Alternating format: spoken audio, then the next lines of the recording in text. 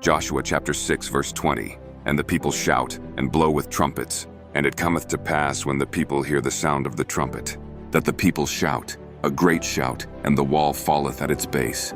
And the people go up into the city, each straight before him, and they capture the city. The fall of Jericho's walls is one of the most remarkable displays of God's power in biblical history. The Israelites did not conquer Jericho through military strategy or brute force, but through faith and obedience. For 6 days they marched in silence around the city, and on the 7th day they raised a great shout in unison. Then, miraculously, the walls collapsed. This event teaches that true victory does not always come through human strength, but through trusting in God's plan, even when it seems illogical.